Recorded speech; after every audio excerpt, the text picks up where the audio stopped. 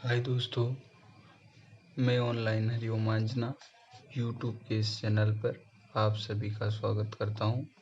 आज हम औसत का पार्ट 8वां देखेंगे। इसके अंतर्गत हम जानेंगे कि औसत के क्वेश्चनों को किस प्रकार से सरल तरीके से हल किया जाता है। तो हम देखते हैं कि एवरेज के कॉन्सेप्ट को हम किस प्रकार से हल करेंगे। तो प्रश्न को पढ़ते हुए हम समझेंगे। सबसे पहले हमें ध्यान प्रश्न पर ही फोकस करना है। जब प्रश्न समझ में आ जाएगा तो क्वेश्चन का आंसर आप बड़ी आसानी से दे पाओगे। बोला क्या गया है ये समझना है। तो बोला यह गया है कि 3 संख्याओं का औसत 60 है।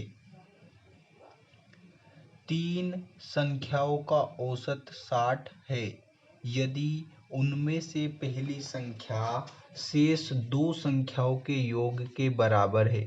यानी कि पहली संख्या शेष दूसरी और तीसरी संख्याओं के योग के बराबर है। यानी कि ये यदि 4 है तो ये 1 रहेगा। ये कहने का मतलब है उसको।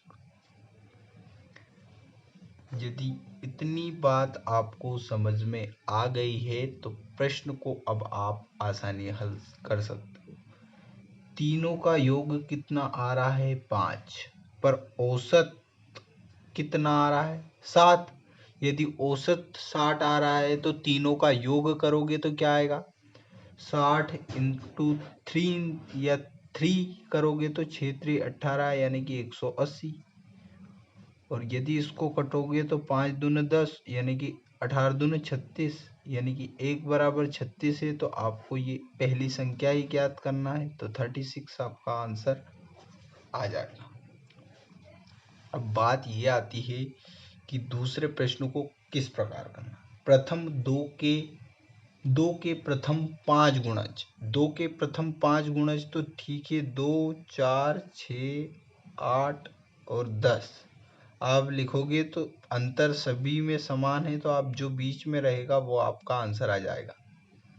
या फिर अंतर यदि समान रहता है तो पहली संख्या प्लस अंतिम संख्या बाई 2 यदि आप करते हैं तो पहली संख्या 2 है, अंतिम संख्या 10 है, बाई 2 करोगे तो 12/2 यानी कि इससे भी आप 6 ही पाओगे।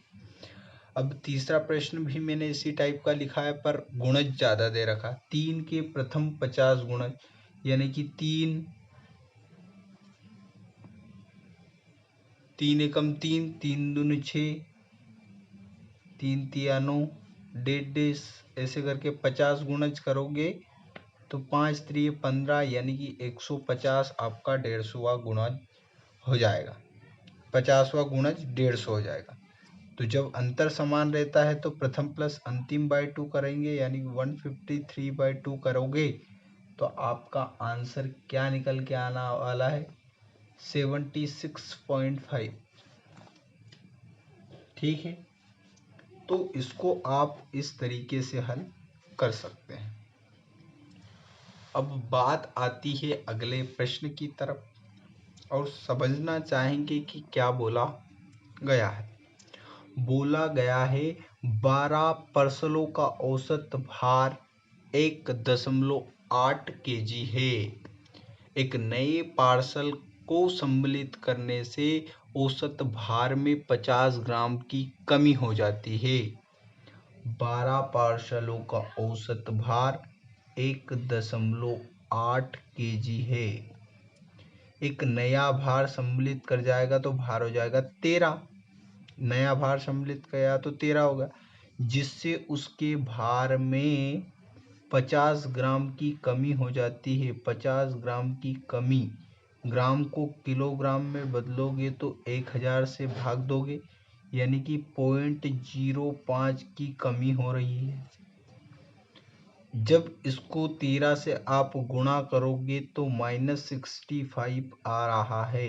पॉइंट में 65 इतने की कमी हो रही है। जब आप एक नई संख्या को सम्मिलित कर रहे हो, जब आप एक नई संख्या को सम्मिलित कर रहे हो, क्या मेरी बातों पर ध्यान देना है। यहाँ पर ये जैसा ही निकाला ना पॉइंट 65, अब क्या करना है। तो प्रश्न में बोला गया जब किसी नए पार्सल को सम्मिलित किया जाता है, यानी कि जब किसी वस्तु को आप सम्मिलित कर रहे हो और आपके भार में कमी हो रही है, यानी कि वहाँ संख्या छोटी होगी तभी तो हमारी औसत में कमी आ रही है, यानी कि 1.80 से वो कम होगी। तो कितनी कम है, 0.65 कम है। यदि आप इसका निकालोगे तो 1.15 आपका आंसर होगा, और कोई नकार नहीं सकता है इस आंसर को। किस तरीके से किया, उस तरीकर पर पहुंचकर हमें इस कॉन्सेप्ट को देखना है। अब प्रश्न में बोला गया 3 व्यक्ति ए, बी और सी का औसत भार 84 है, यानी कि ए प्लस बी प्लस सी का औसत भार 84 है। तो 84 इंटू 3 बराबर 252। 8 3 24, 4 3 12, ठीक है 225 ही आ रहा है। फिर A plus B plus C plus D, यानी कि डी के सम्मिलित हो जाने पर 80 हो जाता है। तो 8 चुक 32, यानी कि 320 हो जाता है। जब आप इन दोनों में अंतर देखोगे तो आप पाओगे कि डी बराबर क्या है। तो डी बराबर 52, यानी कि 48 और 20 जोड़ोगे तो 58 68, यानी कि डी बराबर आपका 68 है। ठीक है। यदि ई का भार डी के भार से 3 अधिक है तो ई का भार कितना आ रहा है, ई का भार आ रहा है 71। इतनी बात भी आपको समझ में आ गई होगी।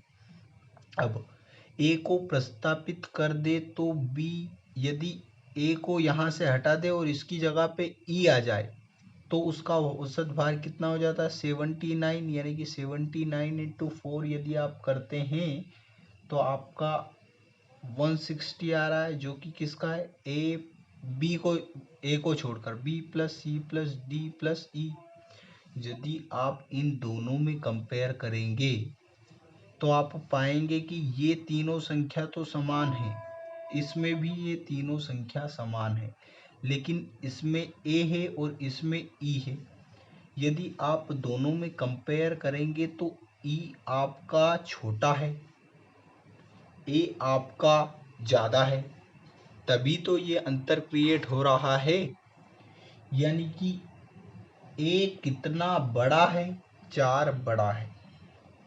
ए कितना बड़ा है तो 4 बड़ा है।